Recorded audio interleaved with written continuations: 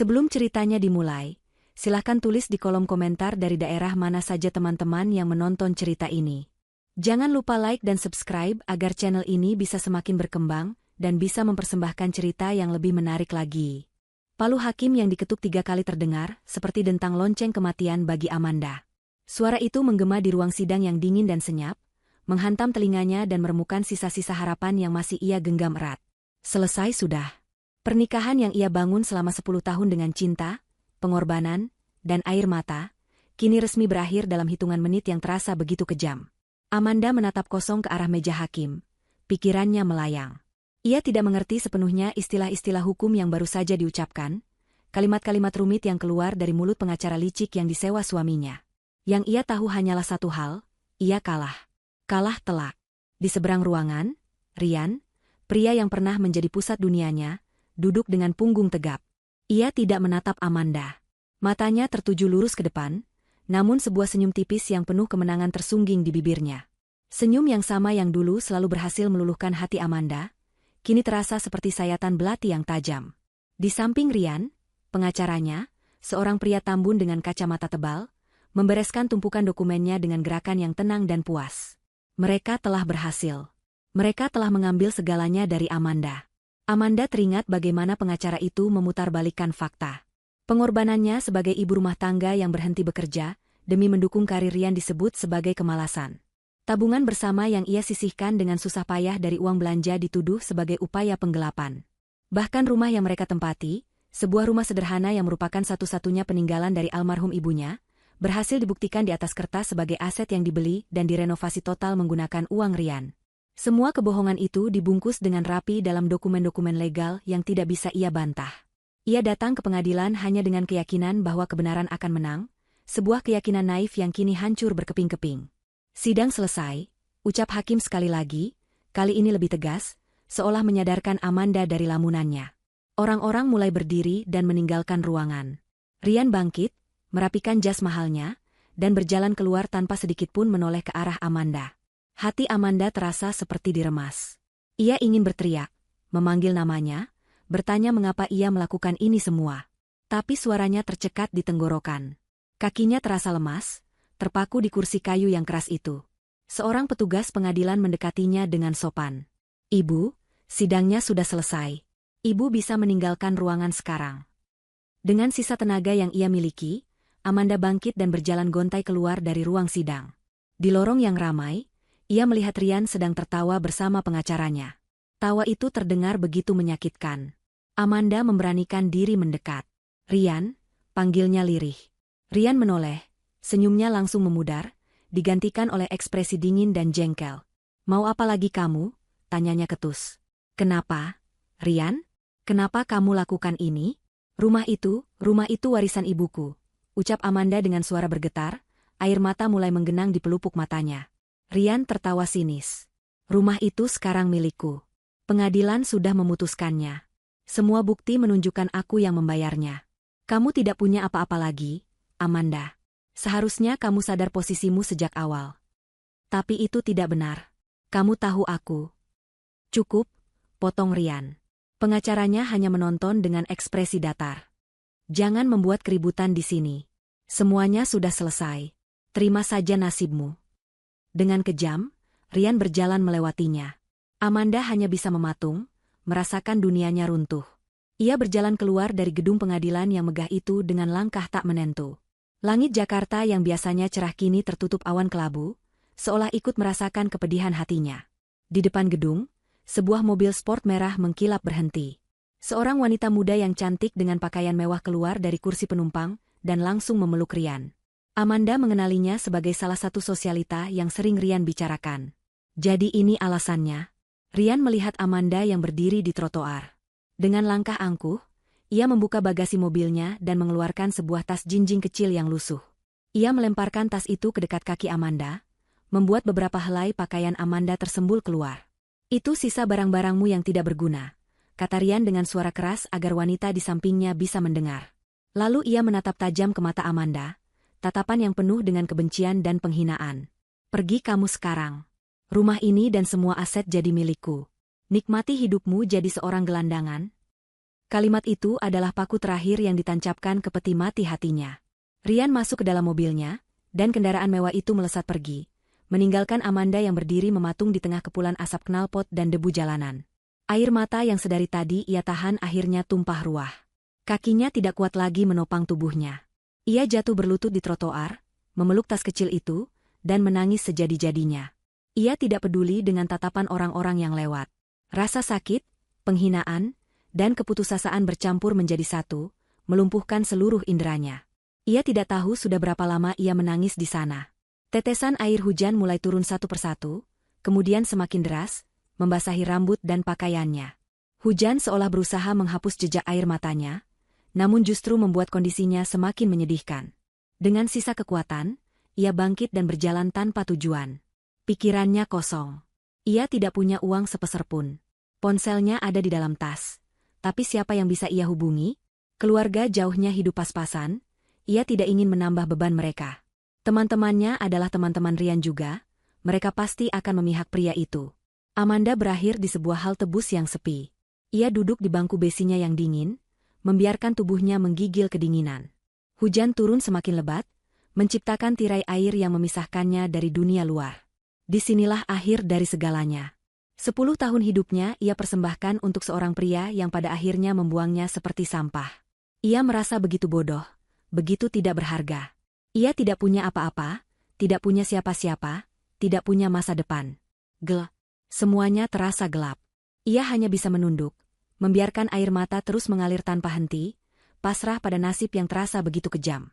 Di tengah isak tangisnya yang pilu, ia tidak menyadari sebuah mobil sedan hitam yang elegan dan mengkilap berhenti tepat di depan halte. Mobil itu begitu mewah, tampak kontras dengan suasana halte yang kumuh dan hujan yang deras. Kaca jendela belakang turun perlahan tanpa suara. Amanda masih menunduk, tidak peduli dengan apa yang terjadi di sekitarnya. Lalu, sebuah suara yang tenang, dalam, dan berwibawa memecah kesunyian. "Permisi." Amanda tidak mengangkat kepalanya.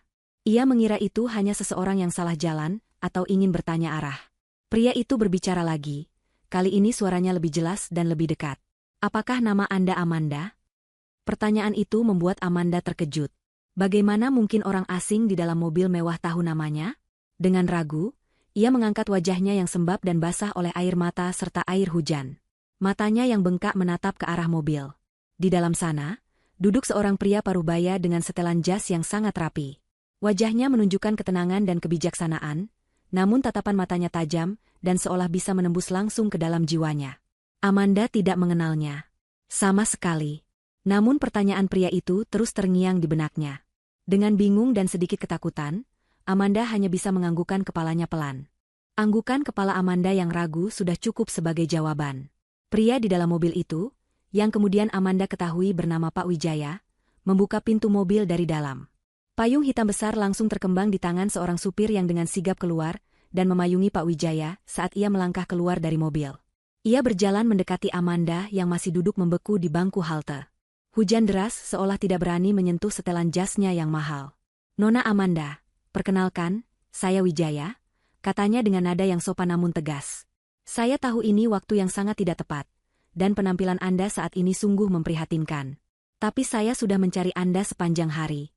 Ada sesuatu yang sangat penting yang harus saya sampaikan." Amanda menatapnya dengan curiga. Siapa pria ini?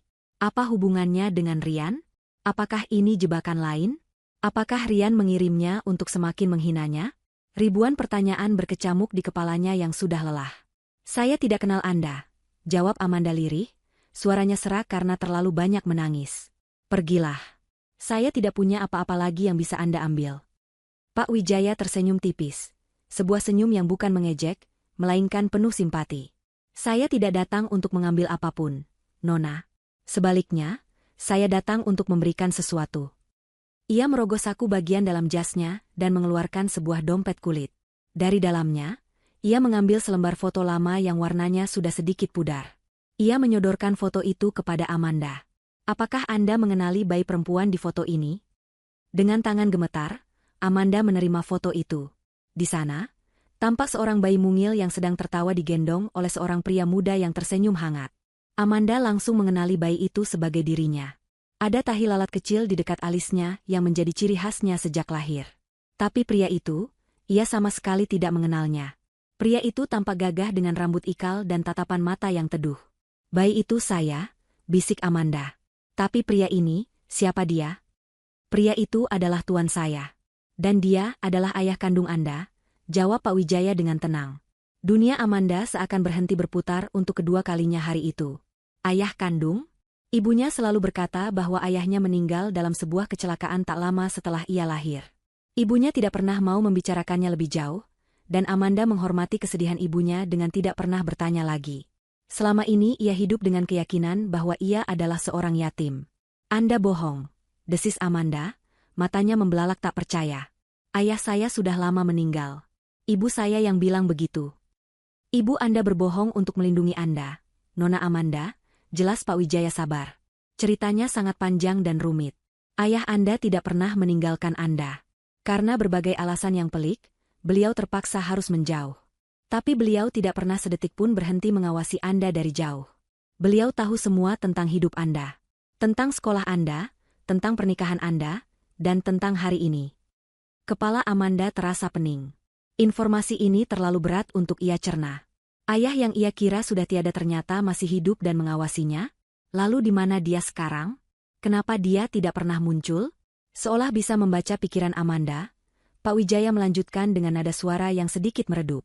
"Tuan besar, ayah Anda, beliau baru saja meninggal dunia seminggu yang lalu karena sakit." Harapan kecil yang sempat muncul di hati Amanda langsung padam. Jadi, ia baru saja menemukan ayahnya hanya untuk mengetahui bahwa ia sudah kehilangannya untuk selamanya. Ironi yang begitu menyakitkan. Air mata kembali mengalir di pipinya, kali ini bukan karena rian, melainkan karena rasa kehilangan akan sosok yang bahkan tidak pernah ia kenal. "Ikutlah dengan saya, Nona," ajak Pak Wijaya dengan lembut. "Ada banyak hal yang perlu Anda ketahui. Anda tidak aman berada di sini. Saya berjanji akan menjelaskan semuanya." Amanda ragu. Tapi melihat tatapan mata Pak Wijaya yang tulus dan meyakinkan, serta merasakan dingin yang menusuk tulang dan perut yang keroncongan, ia sadar ia tidak punya pilihan lain. Ia tidak punya tempat untuk pergi. Dengan sisa tenaganya, ia mengangguk. Pak Wijaya memberi isyarat kepada supirnya, yang segera membukakan pintu belakang mobil untuk Amanda. Amanda masuk ke dalam mobil yang hangat dan nyaman itu, sebuah kemewahan yang terasa begitu asing setelah apa yang baru saja ia alami. Di dalam mobil, Pak Wijaya memberinya sebotol air mineral dan sebuah selimut tebal. Keheningan menyelimuti mereka selama beberapa saat mobil melaju membelah hujan. Pak Wijaya membiarkan Amanda menenangkan dirinya terlebih dahulu. "Ayah saya, siapa dia sebenarnya?" tanya Amanda akhirnya, memecah kesunyian. "Nama beliau Hardiman Suryo," jawab Pak Wijaya. "Beliau adalah seorang pengusaha, seorang konglomerat. Beliau membangun kerajaannya dari nol. Beliau orang yang sangat tertutup, tidak suka sorotan media, itulah sebabnya Anda mungkin tidak pernah mendengar namanya." Amanda tercengang. "Konglomerat?" Ini semua terdengar seperti cerita dalam novel. "Sebelum beliau meninggal," lanjut Pak Wijaya, "beliau telah mempersiapkan segalanya. Beliau tahu cepat atau lambat suami Anda akan menunjukkan sifat aslinya. Beliau sangat menyesal tidak bisa ikut campur secara langsung karena janji yang ia buat dengan ibu Anda di masa lalu. Oleh karena itu, beliau mempersiapkan ini semua sebagai cara untuk menebus waktunya yang hilang dan memberikan Anda kekuatan."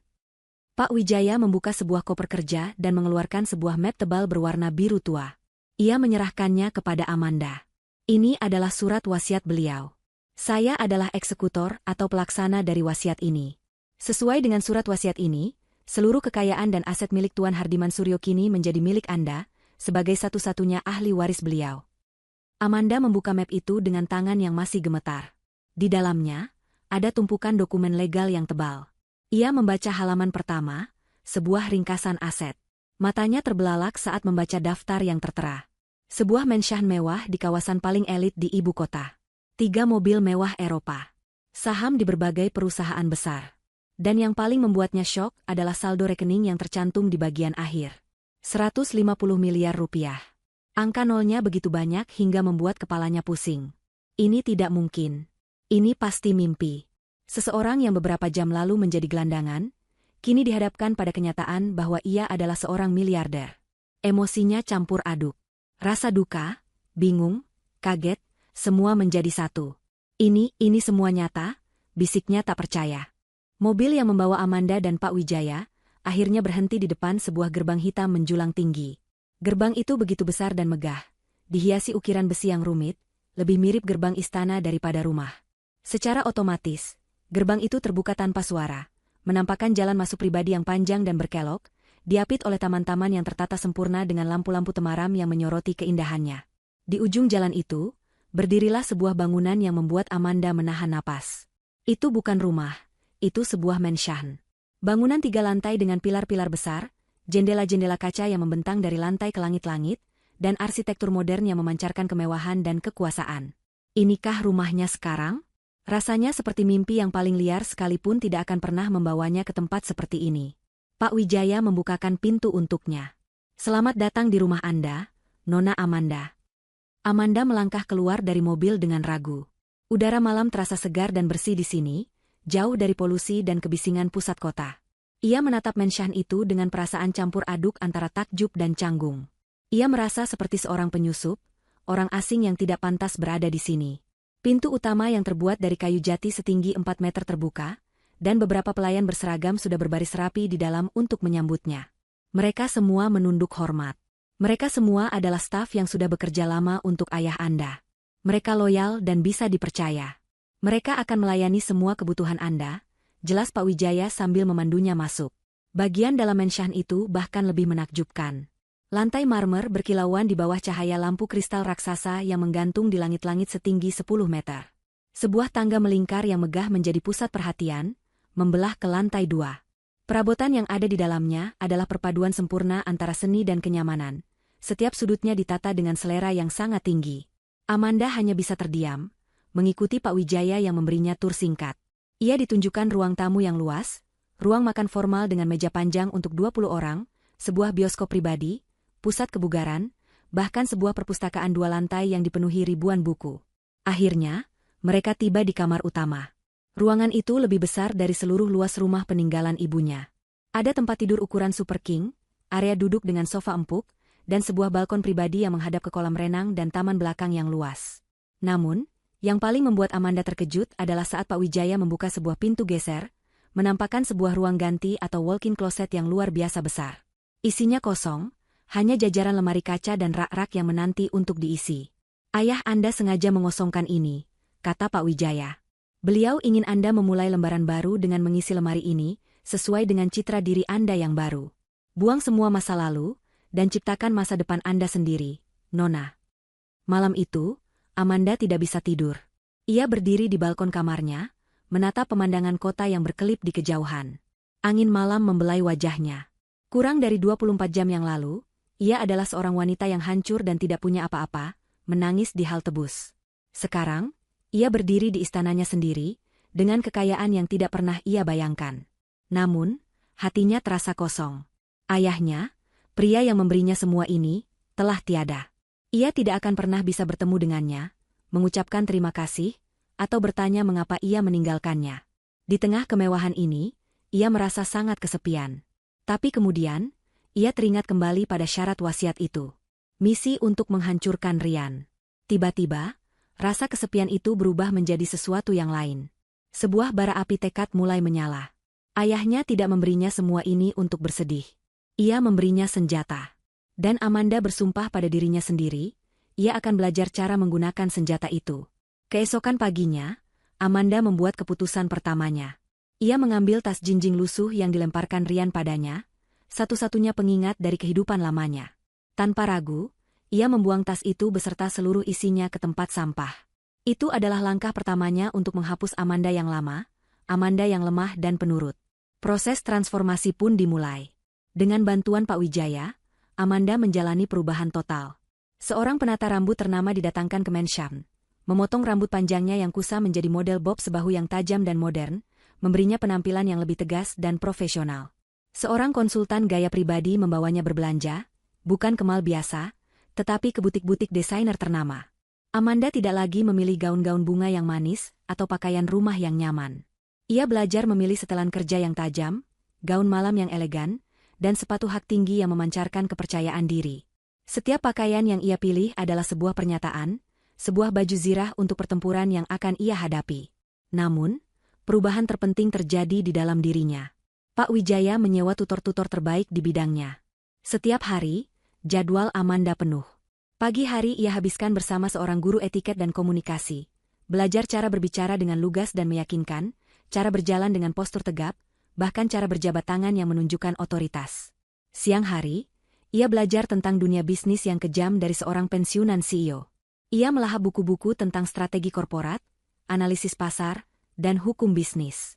Malam hari, ia habiskan di perpustakaan ayahnya, mempelajari semua dokumen perusahaan milik ayahnya, mencoba memahami cara berpikir pria jenius itu. Awalnya terasa sangat sulit. Otaknya terasa penuh, tubuhnya lelah. Ada kalanya ia ingin menyerah dan hanya menikmati kekayaan yang ada. Tetapi setiap kali rasa lelah itu datang, bayangan wajah Rian yang tersenyum mengejek di ruang sidang muncul kembali. Bayangan itu menjadi bahan bakarnya. Rasa sakit hatinya ia ubah menjadi disiplin. Air matanya ia ubah menjadi fokus. Ia tidak lagi menangis di malam hari. Sebaliknya, ia terjaga hingga larut, menganalisis laporan keuangan dan mencari celah dalam industri yang digeluti Rian. Pak Wijaya mengamatinya dari jauh dengan tatapan kagum. Wanita yang ia temukan menangis di halte bus itu telah menghilang. Di hadapannya kini adalah seorang calon ratu yang sedang menempa mahkotanya sendiri di dalam api penderitaan. Amanda belajar dengan sangat cepat, kecerdasan alaminya yang selama ini terpendam di balik perannya sebagai ibu rumah tangga kini bersinar terang. Ia bukan hanya menghafal teori, tetapi ia juga memahaminya, bahkan seringkali memberikan pertanyaan kritis yang membuat para tutornya terkesan. Suatu malam, setelah 3 bulan menjalani pelatihan intensif, Amanda sedang bekerja di ruang kerja ayahnya. Ruangan itu kini menjadi markas besarnya. Ia duduk di kursi kulit besar di belakang meja mahoni yang kokoh, tempat yang dulu diduduki oleh ayahnya. Saat sedang mencoba mengakses beberapa data lama di komputer canggih milik ayahnya, ia menemukan sebuah folder yang terkunci dengan kata sandi. Ia mencoba berbagai kombinasi tanggal lahir, tetapi tidak ada yang berhasil. Ia lalu memanggil Pak Wijaya. Pak Wijaya tersenyum. Ayah Anda meninggalkan petunjuk untuk Anda. Beliau bilang, kata sandinya adalah, jawaban atas pertanyaan yang tidak pernah berani kamu tanyakan. Amanda termenung sejenak. Pertanyaan yang tidak pernah berani ia tanyakan? Selama ini, hanya ada satu pertanyaan besar dalam hidupnya. Mengapa ayah pergi? Dengan tangan sedikit gemetar, ia mengetikkan kalimat itu. Dan folder itu pun terbuka.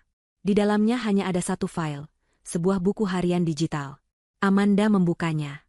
Isinya adalah tulisan-tulisan ayahnya selama bertahun-tahun. Ayahnya menceritakan penyesalannya, cintanya yang besar pada Amanda, dan alasannya mengapa ia harus menjauh. Ia juga menuliskan pengamatannya tentang kehidupan Amanda, termasuk tentang Rian. Amanda membaca dengan berlinang air mata. Ia akhirnya merasa terhubung dengan sosok ayahnya. Lalu, ia tiba di entry terakhir, yang ditulis hanya sebulan sebelum ayahnya meninggal. Entry itu berbunyi, "Putriku Amanda, jika kau membaca ini, artinya aku sudah tiada, dan kau sudah siap untuk memulai pertempuranmu. Aku tahu Rian akan mengkhianatimu, aku sudah melihat benih keserakahan dalam dirinya sejak lama. Inilah sebabnya aku menyiapkan semua ini. Gunakan kekuatanku untuk merebut kembali apa yang menjadi milikmu. Kekuatan ini bukan hanya uang, tetapi juga informasi. Aku sudah menanam, orang dalam, di perusahaannya bertahun-tahun yang lalu sebagai jaring pengaman untukmu. Namanya Budi, dia adalah kepala keuangannya, orang yang paling dia percaya. Dia adalah orangku. Hubungi dia saat kau siap berperang. Dia sudah menunggumu." Amanda menutup laptop itu. Air matanya sudah berhenti mengalir. Kini, matanya memancarkan cahaya yang dingin dan berbahaya. Ia tidak lagi sendirian dalam pertempuran ini. Ayahnya telah memberinya peta dan sebuah senjata rahasia. Papan catur telah disiapkan. Dan sang ratu kini siap untuk membuat langkah pertamanya. 3 bulan setelah hari perceraian itu, Rian berada di puncak dunianya. Ia berhasil mendapatkan semua harta, menyingkirkan istri yang ia anggap sebagai beban, dan kini bebas memamerkan kekasih barunya, seorang model bernama Vania. Untuk merayakan semua pencapaian ini, ia mengadakan sebuah pesta besar di rumah yang dulu ia tinggali bersama Amanda. Ia mengundang seluruh kolega bisnis, klien penting, dan sosialita kota. Pesta itu adalah simbol kemenangannya, sebuah deklarasi bahwa ia adalah pria sukses yang mendapatkan semua yang ia inginkan. Musik berdentum kencang, sampahnya mengalir deras, dan tawa palsu terdengar di setiap sudut taman belakang yang luas itu. Rian berdiri di dekat kolam renang, satu lengan melingkar posesif di pinggang Vania. Ia menyapa para tamu dengan senyum lebar, Menerima pujian atas dekorasi baru, rumahnya yang sebenarnya hanya mengganti beberapa perabotan. Ia merasa seperti raja. Ia telah membuang masa lalunya yang membosankan dan kini menjalani kehidupan yang selalu ia impikan. Amanda? Ia bahkan nyaris tidak pernah memikirkannya lagi. Paling-paling, ia membayangkan wanita itu kini tinggal menumpang di rumah kerabatnya yang miskin atau bekerja sebagai kasir di sebuah minimarket. Bayangan itu membuatnya tersenyum puas. Di tengah kemeriahan pesta, tiba-tiba suasana di dekat gerbang masuk menjadi sedikit senyap. Beberapa kepala mulai menoleh, tatapan mereka terfokus pada satu titik. Keheningan itu menjalar seperti gelombang, membuat musik yang berdentum seolah kehilangan kekuatannya. Rian, yang merasa sedikit terganggu karena perhatian para tamunya teralihkan, menoleh untuk melihat apa yang sedang terjadi. Dan di sanalah dia berdiri. Seorang wanita berjalan melewati gerbang dengan langkah yang anggun dan mantap. Ia mengenakan gaun malam berwarna biru safir yang memeluk tubuhnya dengan sempurna, menampakkan siluet yang elegan. Rambutnya yang dipotong pendek ditata dengan apik, dan riasan wajahnya begitu halus namun tegas, menonjolkan tulang pipi dan sorot matanya yang tajam. Beberapa perhiasan berlian sederhana berkilauan di leher dan telinganya. Seluruh penampilannya memancarkan aura kemewahan, kekuasaan, dan kepercayaan diri yang mutlak. Untuk sesaat, Rian tidak mengenalinya. Wanita ini terlalu berbeda, terlalu mempesona. Tapi kemudian, wanita itu mengangkat dagunya sedikit di bawah cahaya lampu taman, dan Rian melihat sorot mata yang ia kenal. Mata itu milik Amanda. Jantung Rian serasa berhenti berdetak. Gelas sampanye di tangannya nyaris terlepas. Ini tidak mungkin. Bagaimana bisa wanita yang ia buang ke jalanan 3 bulan lalu kini berdiri di pestanya dengan penampilan seperti seorang ratu? Siapa yang mendandaninya? Dari mana ia mendapatkan uang untuk membeli gaun semahal itu? Bisikan-bisikan mulai terdengar di antara para tamu. Siapa wanita itu? Cantik sekali.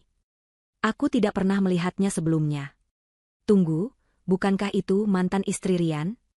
Amanda seolah tidak peduli dengan semua tatapan dan bisikan itu. Ia berjalan dengan tenang, matanya memindai kerumunan seolah sedang mencari sesuatu. Ia sama sekali tidak melirik ke arah Rian. Tujuannya bukan Rian, setidaknya belum. Ia melihat target pertamanya, seorang pria parubaya bernama Pak Hartono, investor terbesar di proyek terbaru Rian. Pak Hartono sedang berdiri sendirian sambil menikmati cerutunya. Dengan senyum yang terkalibrasi sempurna, Amanda mendekatinya. Selamat malam, Pak Hartono. Saya harap saya tidak mengganggu. Pak Hartono menoleh dan sedikit terkejut melihat seorang wanita secantik Amanda menyapanya. Selamat malam. Tentu saja tidak. Sepertinya saya belum pernah bertemu Anda sebelumnya. Nama saya Amanda, jawabnya sambil mengulurkan tangan. Jabatan tangannya terasa mantap dan percaya diri. Saya pengagum berat strategi investasi Anda, terutama di sektor properti teknologi. Pak Hartono tampak terkesan. Oh ya? Tidak banyak yang memperhatikan sektor itu. Anda juga berbisnis di bidang properti? Saya baru saja memulai sebuah firma investasi kecil, jawab Amanda dengan rendah hati yang dibuat-buat. Dan saya melihat ada potensi besar di kawasan industri baru di sebelah timur kota. Dengan rencana pembangunan infrastruktur digital pemerintah yang baru, nilai tanah di sana akan meroket dalam 2 tahun ke depan. Jauh lebih menjanjikan daripada proyek apartemen mewah di pusat kota yang pasarnya sudah mulai jenuh. Mata Pak Hartono berbinar. Apa yang dibicarakan Amanda adalah persis apa yang sedang ia riset secara pribadi. Proyek apartemen yang dimaksud Amanda adalah proyek terbaru Rian yang sedang ia danai. Mendengar analisis yang begitu tajam dari orang asing membuatnya tertarik. Itu analisis yang sangat akurat, Nona Amanda. Bagaimana Anda bisa? Saya hanya suka membaca data, potong Amanda sambil tersenyum misterius. Sebuah kehormatan bisa berbincang dengan Anda, Pak Hartono. Permisi. Amanda kemudian meninggalkannya, membiarkan pria tua itu termenung dengan pikirannya sendiri. Amanda melanjutkan permainannya, ia menyapa beberapa klien penting Rian yang lain, setiap kali meninggalkan mereka dengan sebuah komentar cerdas tentang bisnis mereka atau sebuah wawasan pasar yang mengejutkan. Ia tidak pernah menyebut nama Rian, ia tidak pernah menjelek-jelekkan siapapun. Ia hanya menunjukkan betapa brilian dan berkelasnya dirinya.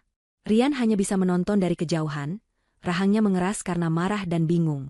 Fania, kekasih barunya, mulai merasa terancam. Siapa sih dia? Yan? Kenapa dia ada di sini? Usir saja dia, rengeknya. Tapi Rian tidak bisa. Mengusir Amanda sekarang hanya akan membuatnya terlihat lemah dan kekanak-kanakan di depan semua kolega bisnisnya. Ia merasa terjebak. Wanita yang ia kira sudah hancur lebur kini justru menjadi bintang di pestanya sendiri, mencuri semua perhatian dan bahkan memikat orang-orang terpentingnya. Setelah merasa cukup menebar pesonanya, Amanda memutuskan inilah saatnya untuk pergi.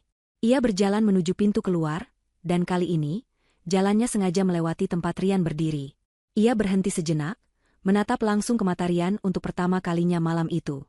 "Pestamu lumayan meriah," kata Amanda dengan nada suara yang datar dan dingin. Rian mencoba mengumpulkan sisa-sisa kesombongannya. "Apa yang kamu lakukan di sini, Amanda? Mau mengemis untuk kembali padaku?"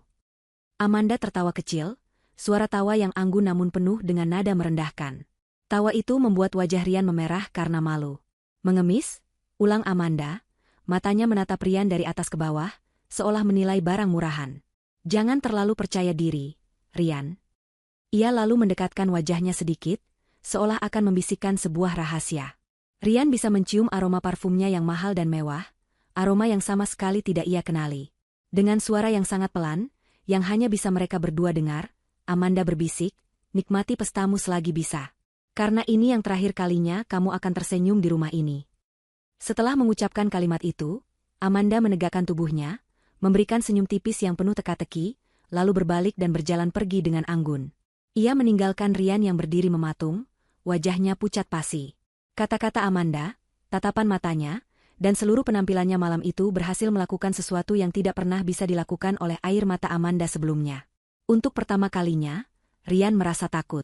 Benih ketakutan dan keraguan mulai tertanam di dalam hatinya yang sombong. Pesta yang tadinya terasa seperti perayaan kemenangan, kini berubah menjadi awal dari sebuah mimpi buruk. Penampilan Amanda di pesta Rian hanyalah sebuah pembukaan, sebuah pertunjukan kembang api untuk mengumumkan kehadirannya di medan perang. Serangan yang sesungguhnya baru akan dimulai, dan itu akan dilancarkan dari tempat yang paling tidak terduga, dari jantung pertahanan Rian sendiri. Keesokan paginya, Amanda duduk di ruang kerja ayahnya yang kini telah ia sulap menjadi pusat komando. Di hadapannya, layar monitor menampilkan semua informasi publik tentang perusahaan Rian, PT Jaya Konstruksi. Laporan tahunan, daftar proyek, nama-nama dewan direksi. Semua itu hanyalah data permukaan.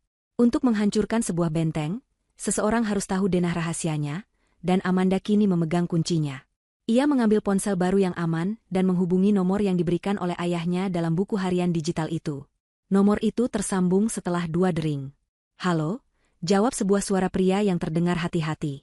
Amanda tidak membuang waktu. "Langit tidak selamanya biru," ucapnya dengan suara tenang. Itu adalah kalimat sandi yang tertulis di buku harian ayahnya. Hening sejenak di seberang telepon. Lalu suara pria itu menjawab dengan nada yang sedikit bergetar, seolah menahan haru. "Tapi fajar selalu datang setelah malam yang paling gelap. Saya sudah menunggu panggilan Anda, Nona Amanda. Nama saya Budi." Sebuah pertemuan diatur hari itu juga, di sebuah kafe kecil yang tidak mencolok di pinggir kota, tempat yang tidak akan pernah dikunjungi oleh orang-orang dari lingkaran pergaulan Rian. Budi adalah seorang pria berusia akhir 40-an, penampilannya sederhana dan tidak menarik perhatian, tipe orang yang bisa dengan mudah menghilang di tengah keramaian. Namun di balik kacamatanya yang tebal, matanya memancarkan kecerdasan dan kesetiaan yang luar biasa. Ia adalah kepala keuangan PT Jaya Konstruksi, orang yang mengatur keluar masuknya setiap sen uang di perusahaan Rian. "Saya sudah bekerja untuk ayah Anda selama hampir 20 tahun, kata Budi dengan suara pelan, matanya berkaca-kaca. "Beliau menolong keluarga saya saat kami tidak punya apa-apa. Beliau jugalah yang membiayai sekolah saya hingga menjadi seperti sekarang. Beliau menempatkan saya di perusahaan ini 5 tahun yang lalu, jauh sebelum Tuan Rian menunjukkan sifat aslinya. Ayah Anda punya firasat. Beliau meminta saya untuk mengawasi dan melaporkan semuanya, dan menunggu perintah dari Anda. Perintah saya sekarang adalah melayani Anda, Nona." Amanda merasakan gelombang emosi yang hangat. Ayahnya telah mempersiapkan semua ini dengan begitu cermat, seperti seorang grandmaster catur yang sudah merencanakan 10 langkah ke depan. Rasa terima kasih dan duka kembali menyelimutinya sejenak, namun ia segera menepisnya. Waktunya untuk bersedih sudah lewat. "Terima kasih, Pak Budi. Kesetiaan Anda sangat berarti bagi saya," kata Amanda. "Sekarang, mari kita bicara tentang bisnis. Saya dengar Rian sedang mengincar tender proyek pembangunan jalan tol Transnusa." Budi mengangguk. "Benar, Nona. Itu adalah proyek pemerintah terbesar tahun ini. Nilainya triliunan. Bagi Tuan Rian, ini bukan hanya soal uang. Memenangkan proyek ini akan mengangkat status perusahaannya ke level tertinggi. Dia mempertaruhkan segalanya untuk ini. Bagus, kata Amanda dengan senyum dingin. Kalau begitu, disitulah kita akan menyerangnya pertama kali. Saya ingin Anda memberikan saya semua detail proposal yang sedang mereka siapkan. Rencana anggaran biaya, spesifikasi teknis, daftar pemasok, margin keuntungan, semuanya. Jangan sampai ada satu lembar kertas pun yang terlewat. Ini adalah sebuah permintaan yang sangat berbahaya. Jika ketahuan, Budi tidak hanya akan dipecat, ia bisa dipenjara karena spionase industri. Namun, tanpa sedikitpun keraguan, Budi mengangguk. Akan saya siapkan semuanya, Nona. Kapan Anda membutuhkannya? Selama seminggu berikutnya, Budi secara diam-diam menyalin dan mengirimkan semua data rahasia perusahaan Rian ke server aman yang telah disiapkan oleh tim IT Amanda. Sementara itu, dengan bantuan Pak Wijaya, Amanda mendirikan sebuah perusahaan konstruksi baru dari nol. Perusahaan itu diberi nama PT Fajar Gemilang, sebuah nama yang terdengar biasa dan tidak akan menarik perhatian. Mereka menyewa sebuah kantor kecil di gedung perkantoran kelas B, dan menunjuk seorang insinyur senior yang sudah pensiun namun memiliki reputasi bersih sebagai direktur utama. Di atas kertas, PT Fajar Gemilang adalah pemain baru yang tidak berarti, tidak ada hubungannya sama sekali dengan Amanda. Di kantornya yang mewah, Rian dan timnya bekerja dengan penuh percaya diri. Mereka yakin proposal mereka adalah yang terbaik. Mereka memiliki koneksi politik dan rekam jejak yang bagus. Bagi Rian, tender ini sudah pasti di tangan. Ia bahkan sudah merencanakan pesta kemenangan yang lebih besar lagi. Ia tidak tahu bahwa setiap malam di sebuah mansion di belahan kota yang lain, Amanda dan tim kecilnya yang terdiri dari para ahli konstruksi dan finansial terbaik yang disewa Pak Wijaya, membedah proposal Rian baris per baris. Mereka terlalu boros di bagian pengadaan material, kata salah satu ahli. Kita bisa mendapatkan pemasok yang sama dengan harga 10% lebih murah jika kita membayar tunai di muka. Dan desain jembatan layang mereka menggunakan teknologi lama. Kita bisa menawarkan desain yang lebih modern, lebih kuat, dan ironisnya, lebih hemat biaya konstruksi, tambah yang lain. Dengan data dari Budi sebagai dasarnya, tim Amanda menyusun sebuah proposal tandingan yang sempurna. Mereka menawarkan harga 5% lebih rendah dari tawaran Rian, sebuah angka yang cukup untuk menang tapi tidak cukup rendah untuk menimbulkan kecurigaan. Namun, keunggulan utama mereka ada pada detail teknis dan efisiensi. Proposal mereka lebih inovatif, lebih ramah lingkungan, dan dengan jadwal pengerjaan yang lebih cepat. Proposal itu adalah sebuah mahakarya strategi bisnis. Hari pengumuman tender pun tiba.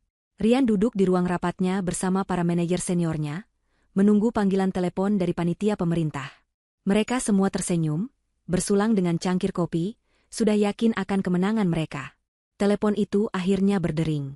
Asisten Rian mengangkatnya dan menyalakan pengeras suara. Selamat siang, kami dari panitia tender proyek Transnusa. Rian tersenyum semakin lebar. Dengan ini kami memberitahukan bahwa setelah melalui proses evaluasi yang ketat, tender proyek ini dimenangkan oleh PT Fajar Gemilang. Senyum di wajah Rian dan semua orang di ruangan itu membeku. Hening total. Mereka pasti salah dengar. PT Fajar Gemilang? Siapa itu? Mereka belum pernah mendengar nama perusahaan itu sebelumnya. Rian merebut telepon dari asistennya. Apa? Anda pasti bercanda. Siapa Fajar Gemilang? Proposal kami adalah yang terbaik. Keputusan panitia sudah final, Pak Rian, jawab suara di seberang dengan nada datar. Proposal mereka unggul di semua aspek teknis dan efisiensi anggaran. Selamat siang. Telepon ditutup. Rian membanting gagang telepon ke meja dengan keras. Wajahnya merah padam karena amarah dan penghinaan. Kalah? Oleh perusahaan antah berantah? Ini tidak mungkin. Ia berteriak-teriak, memaki para manajernya, menuduh mereka tidak kompeten dan bodoh. Kalian semua tidak berguna. Bagaimana bisa kita kalah? Cari tahu siapa pemilik perusahaan itu. Sekarang. Di tengah amarahnya yang meledak-ledak, Rian melakukan kesalahan fatal. Ia menjadikan para manajernya sebagai kambing hitam. Proyek ini gagal karena kalian. Kalian semua yang bertanggung jawab atas proposal ini, saya pecat, teriaknya pada 3 manajer proyek terbaiknya. Kabar pemecatan itu sampai ke telinga Amanda pada hari yang sama. Ia tersenyum. Semuanya berjalan sesuai rencana. Keesokan paginya, ketiga manajer yang baru saja dipecat dengan tidak hormat itu menerima telepon dari seorang headhunter profesional. Mereka ditawari posisi di sebuah perusahaan investasi properti yang sedang berkembang pesat dengan gaji 3 kali lipat dari yang mereka terima di perusahaan Rian, ditambah bonus dan fasilitas yang luar biasa. Perusahaan itu tentu saja adalah perusahaan induk milik Amanda. Tanpa pikir panjang, mereka semua menerima tawaran itu. Dalam satu gerakan, Amanda tidak hanya berhasil merebut proyek terbesar dari tangan Ryan, tetapi ia juga berhasil membajak sumber daya manusia terbaiknya. PT Jaya Konstruksi kini berdarah. Ryan kehilangan proyek triliunan, kehilangan muka, dan kehilangan orang-orang paling berpengalaman di timnya. Ia duduk sendirian di ruangannya yang gelap, mencoba memahami apa yang baru saja terjadi. Ia merasa seperti sedang melawan hantu. Musuh yang menyerangnya begitu senyap, begitu presisi, dan tidak terlihat. Ia sama sekali tidak tahu bahwa hantu itu adalah wanita yang pernah ia anggap tidak lebih dari sehelai debu di sepatunya. Kekalahan dalam tender proyek Transnusa adalah sebuah pukulan telak yang membuat PT Jaya Konstruksi terhuyung-huyung. Ryan telah menginvestasikan dana yang tidak sedikit untuk persiapan tender itu, mulai dari biaya konsultan, riset, hingga uang pelicin untuk beberapa oknum. Semua uang itu kini lenyap tak berbekas, menguap bersama dengan reputasinya. Lebih buruk lagi, kehilangan proyek raksasa itu menciptakan lubang besar dalam arus kas perusahaan. Proyek-proyek lain yang sedang berjalan mulai terancam macet karena kekurangan dana operasional. Para pemasok material mulai menagih pembayaran yang tertunda, dan para subkontraktor mengancam akan menghentikan pekerjaan. Ryan, yang biasanya tenang dan penuh perhitungan, kini mulai panik. Ia menghabiskan hari-harinya dalam rapat-rapat darurat yang penuh tekanan. Wajahnya yang dulu selalu tampak segar kini kuyu, dan dihiasi lingkaran hitam di bawah matanya. Kesombongannya terkikis oleh rasa cemas. Ia tahu, satu-satunya jalan keluar adalah mendapatkan suntikan dana segar secepat mungkin. Pinjaman dari bank adalah pilihan yang paling logis. Siapkan semua dokumen yang diperlukan. Saya mau proposal pinjaman kita sudah ada di meja Bank Sentosa besok pagi. Perintah Ryan kepada kepala keuangan barunya, seorang pria muda yang kurang berpengalaman yang ia tunjuk untuk menggantikan Budi, yang sengaja ia pertahankan karena Ryan masih menganggapnya tidak berbahaya. Bank Sentosa adalah partner lama kita. Direkturnya, Pak Tirtayasa, teman main golf saya. Ini pasti akan mudah. Ryan tidak tahu bahwa lawannya bergerak lebih cepat. Amanda, melalui laporan harian dari Budi, sudah tahu persis seberapa parah kondisi keuangan perusahaan Ryan. Ia juga sudah mengantisipasi bahwa Ryan akan lari ke Bank Sentosa. 2 hari sebelum Ryan mengajukan proposalnya, Amanda mengatur sebuah pertemuan makan siang dengan Pak Tirtayasa di sebuah restoran hotel bintang 5 yang paling eksklusif. Amanda datang bukan sebagai musuh Ryan, melainkan sebagai seorang investor potensial yang sangat kaya raya. Ia memperkenalkan dirinya sebagai pemilik sebuah family office yang mengelola kekayaan warisan keluarganya, sebuah cerita yang secara teknis tidak salah. Ia memaparkan rencananya untuk melakukan investasi jangka panjang yang signifikan di Indonesia. Saya sedang mencari mitra perbankan yang solid untuk mengelola portofolio kami di sini. Dan terus terang, Bank Sentosa ada di urutan teratas dalam daftar saya, kata Amanda dengan senyum menawan. Mata Pak Tirtayasa berbinar. Nasabah dengan dana sebesar yang dimiliki Amanda adalah tangkapan ikan paus. Sebuah kehormatan bagi kami, Bu Amanda. Kami akan memberikan layanan terbaik. Pembicaraan mereka mengalir lancar seputar kondisi ekonomi makro dan potensi pasar. Lalu, dengan sangat halus, Amanda menyisipkan pesannya. Saya dengar sektor konstruksi belakangan ini sedang sedikit lesu ya, Pak? Beberapa pemain besar kabarnya sedang goyah setelah kalah di tender-tender strategis. Kalau saya jadi bank, saya akan sedikit lebih berhati-hati dalam menyalurkan kredit ke sektor itu saat ini. Terlalu berisiko. Amanda tidak menyebut nama Ryan atau perusahaannya. Ia tidak perlu melakukannya. Pesan itu tersampaikan dengan sangat jelas. Jika Pak Tirtayasa ingin mendapatkan bisnis dari Amanda yang nilainya ratusan kali lebih besar dari pinjaman yang akan diajukan Ryan, ia tahu apa yang harus dilakukan. Itu adalah sebuah penawaran yang tidak bisa ia tolak. 2 hari kemudian, Ryan menerima telepon yang ia tunggu-tunggu. Selamat siang, Ryan. Sapa Pak Tirtayasa dengan nada yang agak berbeda dari biasanya, lebih formal. Terkait proposal pinjamanmu, mohon maaf sekali. Setelah tim kami melakukan evaluasi risiko, kami memutuskan untuk tidak bisa menyetujuinya saat ini. Kondisi pasar sedang tidak menentu. Ryan terkejut. Apa maksudmu, Tir? Kita ini sudah partner lama. Ini hanya masalah arus kas sementara. Maaf, Ryan. Keputusan Dewan Direksi. Semoga kamu mengerti. Telepon pun ditutup. Ryan mengumpat kasar. Ia mencoba bank kedua, bank ketiga. Jawabannya selalu sama. Penolakan halus dengan alasan evaluasi risiko dan kondisi pasar. Pintu-pintu yang dulu selalu terbuka untuknya kini tertutup rapat di depan wajahnya. Ia mulai merasa paranoid. Ini bukan lagi sekadar nasib buruk. Ini adalah sebuah sabotase. Seseorang di luar sana sedang bekerja keras untuk menghancurkannya. Ia mencurigai semua rival bisnisnya, tetapi ia tidak punya bukti apa-apa. Ia bahkan mulai mencurigai orang-orang di dalam perusahaannya sendiri, menciptakan suasana kerja yang penuh ketakutan dan ketidakpercayaan. Tekanan pekerjaan mulai merembet ke kehidupan pribadinya. Ia yang biasanya sabar dan memanjakan Fania, kini menjadi pemarah dan mudah tersinggung. Malam hari ia pulang dengan wajah muram dan langsung masuk ke ruang kerja. Fania, yang terbiasa dengan gaya hidup mewah, mulai mengeluh. Perjalanan belanja ke Singapura yang dijanjikan dibatalkan. Mobil sport baru yang ia inginkan ditunda pembeliannya. "Kamu kenapa sih sekarang? Kamu nggak sayang lagi sama aku ya?" Rengek Fania suatu malam saat mereka sedang makan malam dalam keheningan yang canggung. "Kamu bisa diam tidak? Aku sedang banyak pikiran," bentak Rian, sesuatu yang belum pernah ia lakukan sebelumnya. "Pikiran apa? Kamu kan hebat, kaya raya. Masa gitu aja pusing?" balas Fania manja. "Hebat? Kaya raya? Kamu pikir uang itu tumbuh di pohon?" sergah Rian dengan nada frustrasi. "Perusahaan sedang ada masalah besar, dan kamu hanya bisa memikirkan tas dan sepatu baru." Itu adalah pertengkaran serius pertama mereka. Fania yang terkejut dan marah langsung mengunci diri di kamar. Rian dibiarkan sendirian dengan makan malamnya yang mendingin dan masalahnya yang semakin menumpuk. Ia mulai menyadari bahwa cinta Fania mungkin hanya sedalam dompetnya. Di saat-saat sulit seperti ini, ia justru teringat pada Amanda. Amanda tidak akan pernah mengeluh. Ia akan duduk di sampingnya, memijat pundaknya, dan berkata, "Semuanya akan baik-baik saja, Mas." Kenangan itu datang seperti kilat, dan anehnya, meninggalkan rasa sesal yang samar. Namun, ia segera menepisnya. Gengsinya terlalu tinggi untuk mengakui bahwa ia mungkin telah membuat kesalahan. Dalam puncak keputusaasaannya, Rian teringat pada satu kartu truf terakhirnya.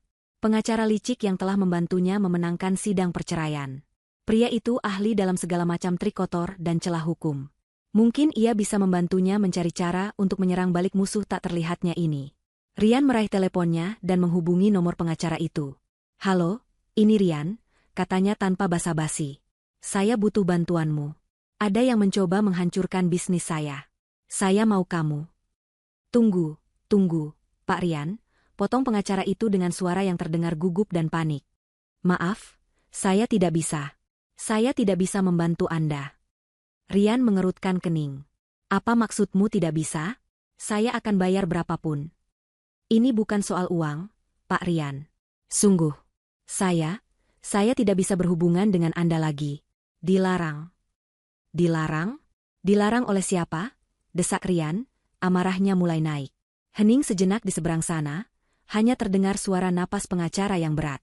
"Klien terbesar saya yang baru. Dia mengetahui semua rekam jejak saya, termasuk kasus Anda. Salah satu syarat kerjasama kami adalah saya harus memutuskan semua hubungan dengan Anda, dan tidak akan pernah membantu Anda lagi dalam hal apapun. Maafkan saya, Pak Rian. Saya tidak bisa mempertaruhkan seluruh firma hukum saya." Sebelum Rian sempat bertanya siapa klien baru itu, telepon sudah ditutup. Rian menatap ponsel di tangannya dengan tatapan kosong. Aliansi terakhirnya, benteng pertahanannya di dunia hitam, telah hancur. Musuhnya tidak hanya menyerang bisnisnya, tetapi juga memutus semua jaring pengamannya satu persatu. Ia kini benar-benar sendirian, terisolasi, dan dikelilingi oleh kegelapan yang semakin pekat. Dan untuk pertama kalinya, rasa takut yang ia rasakan di malam pesta itu kini berubah menjadi teror yang nyata. Setelah berhasil memutus semua jalur bantuan Rian, Amanda tahu inilah saatnya untuk melancarkan serangan yang akan meruntuhkan pilar terakhir yang menopang kesombongan mantan suaminya, yaitu pilar hukum.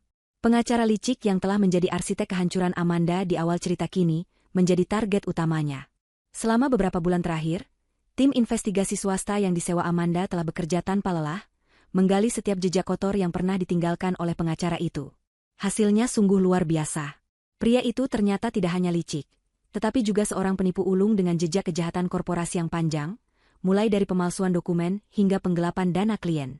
Kasus perceraian Amanda hanyalah puncak gunung es. Dengan tumpukan bukti yang tak terbantahkan, rekaman suara, salinan transfer bank, dan kesaksian dari korban-korban lain yang berhasil dilacak timnya, Amanda menyusun sebuah paket informasi yang mematikan. Namun, ia tidak menyerahkannya ke polisi. Itu terlalu mudah dan terlalu cepat. Ia ingin kehancuran lawannya menjadi sebuah tontonan publik. Melalui Pak Wijaya, paket itu diserahkan secara anonim ke tangan seorang jurnalis investigasi yang paling ditakuti di negeri ini, seorang wanita yang haus akan skandal besar. 2 hari kemudian, bom itu meledak. Sebuah portal berita online besar merilis artikel utama dengan judul yang sangat mencolok. Skandal firma hukum elit, penipuan, pemalsuan, dan pengkhianatan klien terbongkar. Artikel itu menyebar seperti api di media sosial. Isinya memaparkan dengan detail semua kejahatan sang pengacara, lengkap dengan salinan bukti yang tidak bisa disangkal. Nama Rian dan detail kasus perceraiannya dengan Amanda disebut secara eksplisit sebagai salah satu contoh manipulasi hukum yang paling parah. Publik gempar. Firma hukum yang tadinya disegani itu kini menjadi bulan-bulanan media dan cemoohan masyarakat. Pagi harinya, kantor firma hukum itu digerebek oleh polisi. Sang pengacara ditangkap di depan kamera puluhan wartawan yang sudah menunggu. Bagi Rian, berita ini adalah sebuah mimpi buruk. Namanya ikut terseret ke dalam lumpur. Klien-kliennya mulai menelepon, mempertanyakan integritasnya. Investor mulai ragu. Skandal ini, ditambah dengan kondisi keuangan perusahaannya yang sudah morat-marit, adalah kombinasi yang mematikan. Seolah itu belum cukup, Amanda melancarkan serangan kedua secara bersamaan. Menggunakan data dari Budi, ia menghubungi semua pemasok utama bahan bangunan untuk proyek-proyek Rian yang sedang berjalan. Dengan kekuatan finansialnya yang maha besar, Amanda menawarkan mereka kontrak eksklusif dengan pembayaran di muka 100%. Dengan satu syarat, mereka harus segera memutuskan semua kerjasama dengan PT Jaya Konstruksi. Tawaran itu terlalu menggiurkan untuk ditolak. Di tengah kondisi ekonomi yang sulit, mendapatkan kontrak besar dengan pembayaran tunai di depan adalah anugerah. Satu persatu, para pemasok baja, semen, dan material penting lainnya mengirimkan surat pemutusan kontrak kepada Rian dengan alasan force majeure atau pelanggaran jadwal pembayaran. Dalam waktu kurang dari seminggu, semua proyek Rian berhenti total. Truk-truk berhenti beroperasi, lokasi konstruksi menjadi sunyi senyap. PT Jaya Konstruksi lumpuh total. Rian berada di titik terendah dalam hidupnya. Perusahaannya diambang kebangkrutan, namanya tercoreng di media, dan ia tidak punya siapa-siapa lagi untuk dimintai tolong. Para direksinya panik, para pemegang saham mengancam akan menuntutnya. Ia menghabiskan hari-harinya di kantor, dikelilingi tumpukan surat tagihan dan ancaman gugatan hukum. Ia merasa seperti kapten sebuah kapal raksasa yang sedang tenggelam ke dasar lautan, dan ia tidak bisa melakukan apa-apa untuk menghentikannya. Di tengah keputusasaannya yang paling dalam, sebuah email masuk ke komputernya. Email itu datang dari sebuah alamat yang tidak ia kenal, dengan subjek, proposal investasi strategis. Pengirimnya adalah Suryo Capital, sebuah firma investasi swasta yang namanya belakangan ini mulai terdengar di kalangan elit finansial karena akuisisinya yang agresif dan cerdas. Isi email itu singkat dan lugas. Mereka menyatakan telah mengamati kondisi PT Jaya Konstruksi dan melihat adanya potensi tersembunyi di balik krisis yang sedang terjadi. Mereka tertarik untuk melakukan diskusi mengenai kemungkinan akuisisi atau penyertaan modal untuk menyelamatkan perusahaan. Bagi Rian, email itu seperti seutas tali yang diturunkan dari langit ke dalam sumur gelap tempat ia terperosok. Harapan. Untuk pertama kalinya setelah berminggu-minggu, ia merasakan secercah harapan. Mungkin ini adalah jalan keluarnya. Mungkin ia bisa menyelamatkan sisa-sisa kerajaannya. Tanpa berpikir panjang, ia langsung membalas email itu dan menyetujui pertemuan secepatnya. Pertemuan dijadwalkan 2 hari kemudian di kantor pusat Suryo Capital. Alamat yang diberikan membawanya ke sebuah gedung pencakar langit baru yang berkilauan di jantung distrik bisnis. Gedung itu begitu megah dan modern, dengan tulisan Suryo Tower, terpasang dengan huruf perak raksasa di puncaknya. Rian merasa kecil dan terintimidasi saat memasuki lobi marmernya yang luas. Ia menyebutkan namanya di meja resepsionis, dan seorang wanita muda yang sangat profesional langsung mengantarnya ke sebuah lift pribadi. Kantor CEO ada di lantai paling atas. Pak Rian, kata wanita itu sambil tersenyum. Lift itu melesat ke atas tanpa suara. Jantung Rian berdebar kencang, campuran antara gugup dan berharap. Ia akan bertemu dengan pemilik firma misterius ini, penyelamatnya. Lift berhenti dan pintunya terbuka, menampakkan sebuah koridor pribadi yang hanya memiliki satu pintu ganda dari kayu gelap. Wanita itu membukakan pintu untuknya. Silakan masuk. Beliau sudah menunggu Anda. Rian melangkah masuk ke dalam sebuah ruangan yang membuatnya menahan napas. Ruangan itu adalah sebuah kantor dewan direksi yang sangat besar, didominasi oleh sebuah meja rapat dari kayu hitam solid yang bisa menampung 30 orang. Namun, Yang paling menakjubkan adalah dinding kaca dari lantai ke langit-langit, yang menyajikan pemandangan 180 derajat kota Jakarta dari ketinggian. Rasanya seperti berada di puncak dunia. Di ujung terjauh ruangan, di belakang meja utama, sebuah kursi kulit hitam yang tinggi membelakanginya, menghadap ke pemandangan kota. Seseorang duduk di sana, siluetnya tampak tenang dan berkuasa. "Selamat datang, Rian." Sebuah suara yang familiar namun terdengar sangat berbeda menyapanya. Suara itu dingin, tenang, dan penuh dengan otoritas yang tak terbantahkan. Jantung Rian serasa berhenti berdetak. Ia kenal suara itu. Tapi itu tidak mungkin. Ini pasti hanya imajinasinya. Dengan langkah pelan dan ragu, ia berjalan mendekat. Kursi itu berputar perlahan. Dan di sanalah dia. Amanda. Bukan Amanda yang ia kenal. Bukan istri penurut yang selalu menunggunya di rumah. Bukan wanita hancur yang menangis di trotoar. Ini adalah Amanda yang lain. Ia mengenakan setelan blazer putih yang sempurna, rambutnya ditata rapi, dan wajahnya dirias dengan riasan yang tajam. Matanya menatap Rian dengan tatapan yang dingin dan menusuk, tanpa sedikit pun emosi. Di lehernya, tergantung sebuah kartu akses dengan tulisan, Amanda Suryo, CEO, Suryo Capital. Dunia Rian runtuh saat itu juga. Kakinya lemas, ia nyaris jatuh. Semua kepingan puzzle yang selama ini menghantuinya tiba-tiba menyatu menjadi sebuah gambar yang mengerikan. Perusahaan antah berantah yang memenangkan tender. Bank-bank yang menutup pintu. Pengacara yang mengkhianatinya. Semuanya. Itu semua adalah perbuatan Amanda. Kamu. Hanya itu kata yang berhasil keluar dari mulut Rian yang kering. Wajahnya pucat pasi, matanya membelalak ngeri. Bagaimana mungkin? Amanda tersenyum tipis, senyum yang sama sekali tidak mencapai matanya. Kamu meremehkanku, Rian. Itulah kesalahan terbesarmu, katanya dengan tenang. Kamu pikir aku akan diam saja setelah kamu membuangku seperti sampah? Kamu pikir aku akan menghabiskan sisa hidupku meratapi nasib? Ia berdiri dan berjalan perlahan mengitari meja, mendekati Rian yang masih mematung karena syok. Tender proyek Transnusa? Proposal PT Fajar Gemilang yang brilian itu karyaku. Bank-bank yang menolak pinjamanmu? Aku yang memastikan mereka melakukannya. Aku bertemu dengan direktur mereka satu persatu. Pengacaramu yang sekarang mendekam di penjara? Aku yang mengirimkan semua buktinya ke media. Setiap langkahmu, setiap napasmu selama 6 bulan terakhir ini, aku yang mengendalikannya. Rian mundur selangkah, napasnya memburu. Ini gila. Wanita di hadapannya ini bukanlah Amanda. Dia adalah monster berdarah dingin. Dari mana kamu mendapatkan semua ini? Uangnya? Kekuasaannya? Tanyanya dengan suara bergetar. Itu bukan urusanmu, jawab Amanda dingin. Yang perlu kamu tahu adalah, semua yang kamu miliki sekarang, semua yang tersisa dari kerajaanmu yang hancur itu, ada di tanganku. Dan aku membawamu ke sini hari ini bukan untuk menyelamatkanmu. Ia berhenti tepat di depan Rian, menatap lurus ke matanya yang dipenuhi ketakutan. Kamu mengambil rumahku, bisiknya dengan suara tajam. Jadi aku mengambil seluruh duniamu. Dan percayalah, ini baru permulaan. Amanda kembali ke kursinya, duduk dengan anggun seolah ia adalah seorang ratu di atas tahtanya. Aku tidak akan mengakuisisi perusahaanmu untuk memperbaikinya, Rian. Aku akan membeli perusahaanmu hanya untuk kesenangan menghancurkannya. Aku akan menjual aset-asetnya satu persatu, hingga tidak ada yang tersisa selain debu. Aku ingin kamu melihat semua yang telah kamu bangun dengan keserakahanmu itu lenyap di depan matamu. Topeng telah terbuka. Dan di balik topeng itu, Rian tidak melihat korban, melainkan seorang pemangsa yang telah dengan sabar menunggu saat yang tepat untuk mencabik-cabik mangsanya. Kebenaran yang diungkapkan Amanda di puncak Suryo Tower adalah sebuah hukuman mati bagi jiwa Rian. Ia meninggalkan gedung itu bukan lagi sebagai seorang pengusaha yang sedang berjuang, tetapi sebagai seorang terpidana yang tinggal menunggu waktu eksekusinya. Kata-kata Amanda terus terngiang di kepalanya. Setiap suku katanya terasa seperti paku yang menancap di otaknya. Ia tidak bisa lagi melawan. Ia sudah kalah bahkan sebelum ia menyadari bahwa perang telah dimulai. Dan eksekusi itu tidak butuh waktu lama.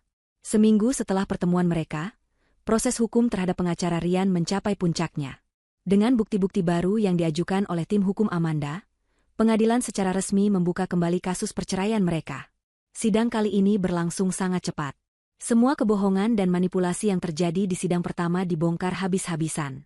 Hakim yang berbeda, dengan wajah tegas dan tanpa kompromi, membatalkan putusan sebelumnya. Putusan yang baru adalah kebalikan total dari yang pertama. Pengadilan menyatakan bahwa Amanda adalah korban dari penipuan hukum. Seluruh harta Gonogini, termasuk PT Jaya Konstruksi yang dibangun selama masa pernikahan mereka, dinyatakan sebagai milik bersama.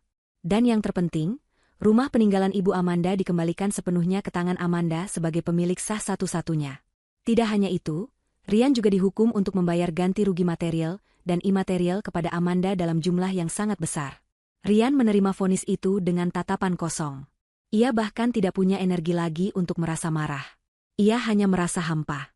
Saat berita hukum ini mengguncang Rian, serangan terakhir dari dunia bisnis pun datang. Sesuai dengan janjinya, Suryo Capital secara resmi mengajukan penawaran pengambil alihan atau hostile takeover terhadap PT Jaya Konstruksi. Penawaran harga per lembar sahamnya sangat rendah, hampir terasa seperti sebuah penghinaan. Namun, kondisi perusahaan Rian sudah sangat parah. Terlilit utang, semua proyek terhenti, dan reputasinya hancur. Bagi para pemegang saham minoritas, tawaran rendah dari Suryo Capital itu lebih baik daripada tidak mendapatkan apa-apa sama sekali saat perusahaan dinyatakan bangkrut. Dalam rapat umum pemegang saham luar biasa yang berlangsung tegang, Rian berjuang mati-matian. Ia memohon, berargumen, dan mencoba meyakinkan semua orang bahwa ia masih bisa menyelamatkan perusahaan. Tapi tidak ada lagi yang percaya padanya. Para pemegang saham, yang hanya peduli pada sisa-sisa investasi mereka, melakukan voting. Hasilnya telak. Mereka menerima tawaran dari Suryo Capital. Dengan ketukan palu pemimpin rapat, Rian secara resmi kehilangan kendali atas perusahaan yang telah ia bangun. Ia bukan lagi seorang CEO. Ia bukan lagi pemilik. Ia bukan siapa-siapa. Hari-hari berikutnya terasa seperti dalam kabut bagi Rian. Ia datang ke kantornya untuk terakhir kalinya. Karyawan-karyawan yang dulu menatapnya dengan penuh hormat kini, menatapnya dengan campuran rasa kasihan dan cemooh. Ia memasukkan barang-barang pribadinya yang tidak seberapa, beberapa foto, sebuah plakat penghargaan lama, ke dalam sebuah kotak kardus.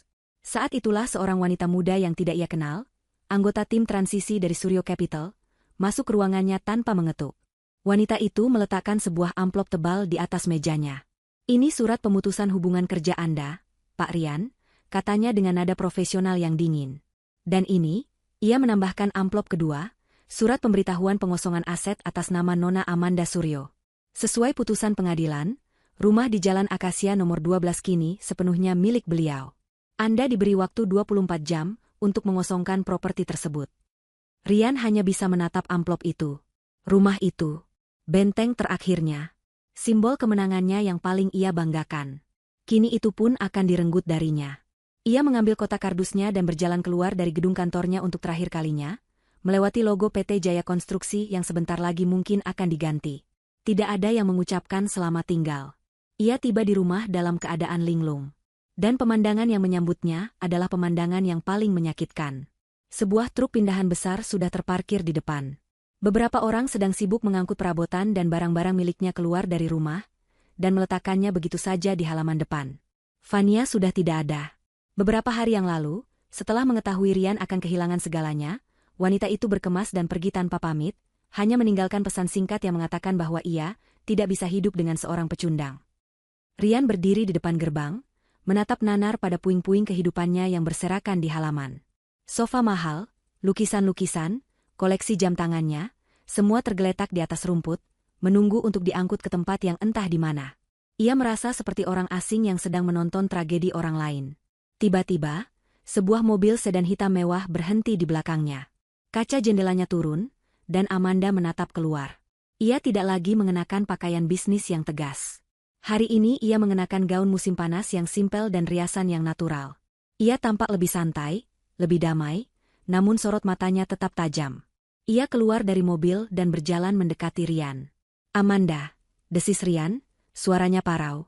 Rasa benci, sesal, dan sedikit sisa cinta yang aneh bercampur aduk di dalam dirinya.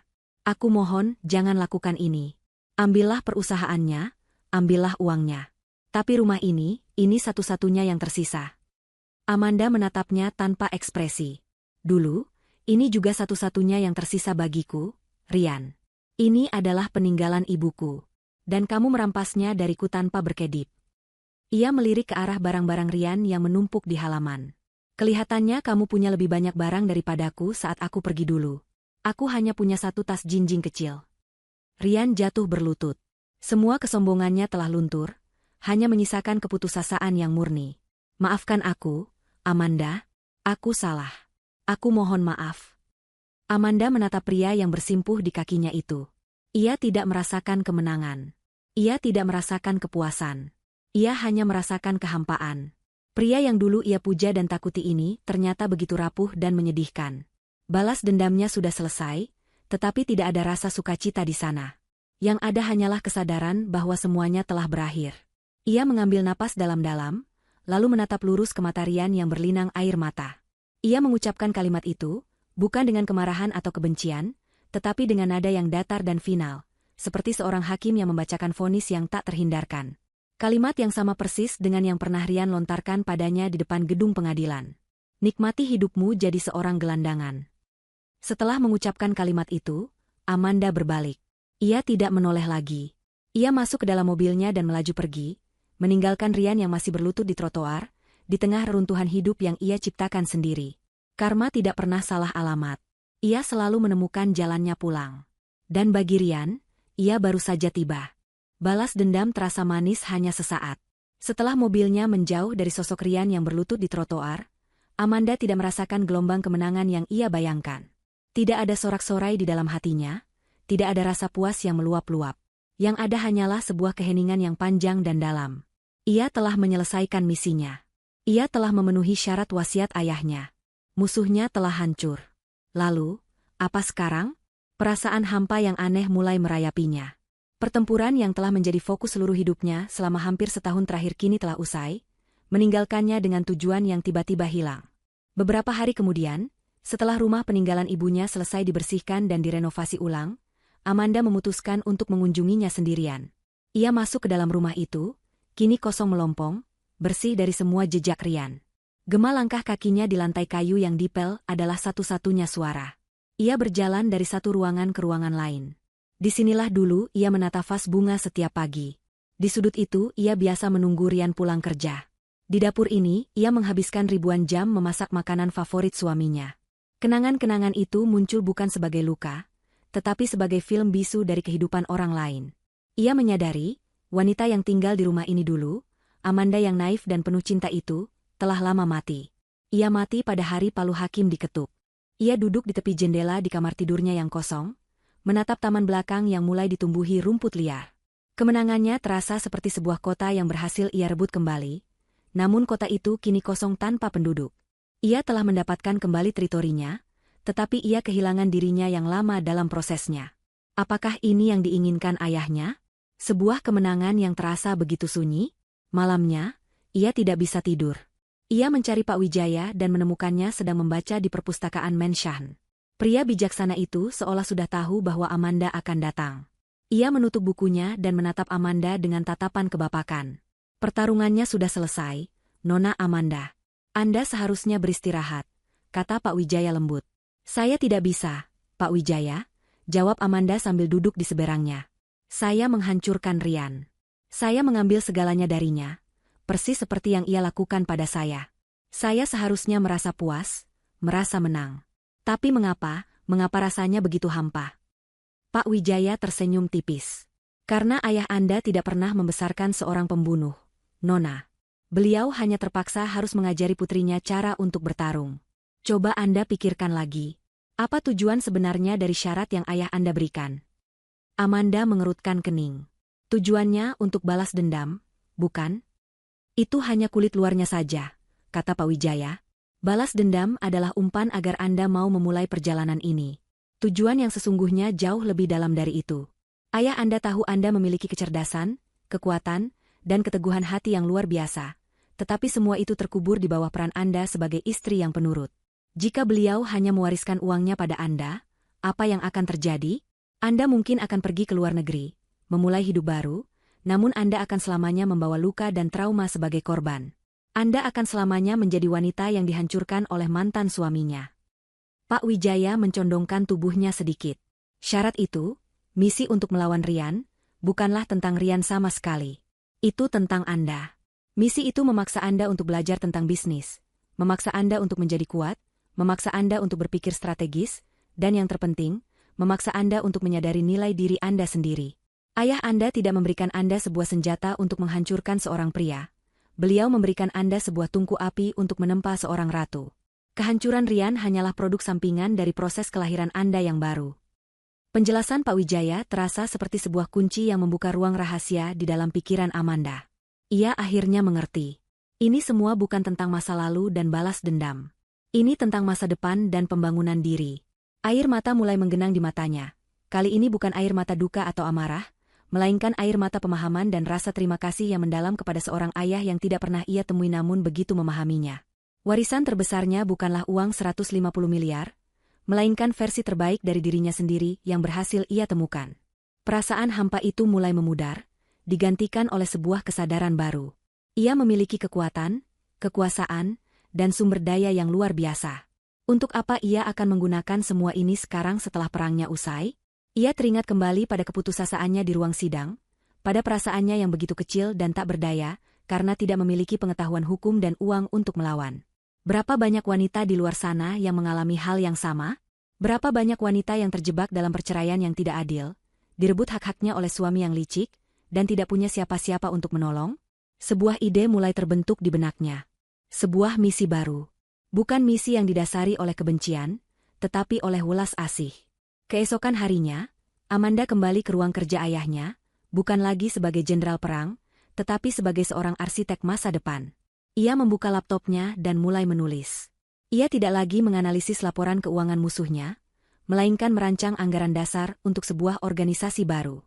Sebulan kemudian, di sebuah acara yang dihadiri oleh para jurnalis dan aktivis perempuan, Amanda secara resmi meluncurkan sebuah yayasan nirlaba. Yayasan itu ia beri nama, Yayasan Pelita Kasih Ibu, sebuah penghormatan untuk wanita yang telah membesarkannya dengan penuh cinta. Tujuan yayasan itu sangat jelas, memberikan bantuan hukum dan pendampingan psikologi secara gratis bagi para wanita dan anak-anak yang menjadi korban kekerasan dalam rumah tangga dan perceraian yang tidak adil. Di atas podium, Amanda berdiri dengan anggun. Ia tidak lagi memancarkan aura dingin seorang pembalas dendam. Kini, ia memancarkan kehangatan dan kekuatan seorang pelindung. Saya berdiri di sini hari ini bukan sebagai seorang pebisnis, katanya dengan suara yang mantap dan jelas. Saya berdiri di sini sebagai seorang penyintas. Saya pernah merasakan bagaimana rasanya berada di titik terendah. Bagaimana rasanya merasa tidak berdaya di hadapan ketidakadilan. Kekayaan terbesar yang saya miliki bukanlah uang, tetapi pengalaman pahit itu. Dan saya akan menggunakan pengalaman itu, beserta semua sumber daya yang saya miliki, untuk memastikan tidak ada lagi wanita yang harus berjalan sendirian di dalam kegelapan. Pidatonya disambut dengan tepuk tangan yang meriah. Di antara hadirin, Pak Wijaya berdiri sambil tersenyum bangga. Amanda akhirnya menemukan tujuan hidupnya yang sejati. Ia telah berhasil mengubah lukanya menjadi kekuatan, dan kini ia menggunakan kekuatan itu untuk menjadi cahaya bagi orang lain. Kemenangan atas Rian terasa hampa. Tetapi kemenangan atas dirinya sendiri, kemenangan untuk menemukan tujuan yang lebih besar dari sekadar balas dendam, terasa begitu penuh dan abadi. 2 tahun berlalu sejak hari itu. Di bawah kepemimpinan Amanda, Suryo Capital tumbuh menjadi salah satu firma investasi yang paling disegani di Asia Tenggara, bukan hanya karena keuntungan finansialnya yang meroket, tetapi juga karena reputasinya yang bersih dan komitmennya pada investasi yang etis dan berkelanjutan. Amanda membuktikan bahwa ia bukan hanya seorang ahli strategi yang lihai, tetapi juga seorang pemimpin yang visioner. Sementara itu, Yayasan Pelita Kasih Ibu telah menjadi mercusuar harapan bagi ribuan wanita. Dengan tim pengacara terbaik yang digaji langsung oleh yayasan, mereka berhasil memenangkan ratusan kasus dan mengembalikan hak-hak wanita yang terampas. Nama Amanda Suryo tidak lagi hanya diasosiasikan dengan kekayaan, tetapi juga dengan keadilan dan pemberdayaan. Kehidupan pribadi Amanda pun menemukan keseimbangannya. Ia tidak lagi menutup diri. Ia menemukan cinta yang baru pada sosok seorang arsitek lingkungan bernama Bima, seorang pria yang tenang dan dewasa yang mencintai Amanda bukan karena kekuasaannya, tetapi karena kecerdasan dan hatinya. Hubungan mereka dibangun di atas dasar saling menghormati dan mendukung, sebuah hubungan sehat yang tidak pernah Amanda rasakan sebelumnya. Ia sering terlihat tertawa lepas, senyumnya kini tulus dan tanpa beban. Amanda tidak hanya berhasil membangun kembali hidupnya, ia berhasil membangun sebuah kehidupan yang jauh lebih baik dan lebih bermakna. Suatu sore yang terik di sudut kota Jakarta yang padat dan kumuh, seorang pria kurus dengan seragam juru parkir yang lusuh meniup peluitnya dengan lesu. Wajahnya kotor oleh keringat dan debu, rambutnya menipis dan beruban, dan sorot matanya kosong tanpa kehidupan. Pria itu adalah Rian. Setelah kehilangan segalanya, Ia terpaksa harus bertahan hidup dengan melakukan pekerjaan kasar apapun yang bisa ia dapatkan. Teman-teman lamanya menjauhinya, dan keluarga pun enggan menolongnya karena malu. Ia hidup dari hari ke hari dalam sebuah penjara penyesalan yang ia bangun sendiri. Setiap malam, ia dihantui oleh bayangan kesuksesan Amanda dan kebodohannya sendiri. Tiba-tiba, sebuah sedan mewah berwarna hitam berhenti di dekatnya, menunggu mobil lain keluar dari slot parkir. Ryan, seperti biasa, bergegas mendekat, berharap mendapatkan uang tip yang lumayan. Ia mengetuk kaca jendela dengan sopan sambil membungkukkan badannya. Kaca jendela itu turun perlahan. Di dalam, duduklah Amanda di kursi penumpang belakang. Ia sedang menelepon seseorang, dan tawanya yang renyah dan bahagia terdengar memenuhi udara. Ia tampak begitu bersinar, begitu cantik, seolah berasal dari dunia lain. Di sampingnya duduk Bima, yang tersenyum menatapnya dengan penuh cinta. Pandangan Amanda lurus ke depan, ia sama sekali tidak menyadari kehadiran Ryan. Baginya, pria kurus dan kotor di luar jendelanya itu hanyalah seorang juru parkir anonim, tidak lebih. Ia sudah begitu jauh melupakan masa lalunya hingga Ryan benar-benar menjadi tidak terlihat baginya. Mobil di depan mereka bergerak maju, dan mobil Amanda pun melaju perlahan, meninggalkannya. Ryan berdiri terpaku di tengah kepulan asap knalpot. Pemandangan beberapa detik itu, tawa bahagia Amanda, tatapan cinta pria di sampingnya, kemewahan yang mengelilinginya, menghantamnya lebih keras daripada semua kebangkrutan yang ia alami. Itulah hukuman yang sebenarnya. Bukan kemiskinan atau pekerjaan kasarnya. Hukumannya adalah harus hidup sebagai saksi bisu dari kebahagiaan wanita yang pernah ia hancurkan. Selamanya terperangkap dalam kesadaran bahwa semua itu seharusnya bisa menjadi miliknya jika saja ia tidak dibutakan oleh keserakahan dan kesombongan. Air mata panas yang penuh penyesalan mengalir di pipinya yang kotor. Adegan terakhir beralih kembali ke Amanda. Mobilnya tiba di Mansion megah miliknya saat matahari mulai terbenam. Ia dan Bima berjalan bergandengan tangan menuju balkon yang menghadap ke kota. Langit di ufuk barat diwarnai dengan gradasi jingga, merah, dan ungu yang indah. Pemandangan yang indah, bisik Bima sambil merangkulnya. Amanda tersenyum dan menyandarkan kepalanya di bahu Bima.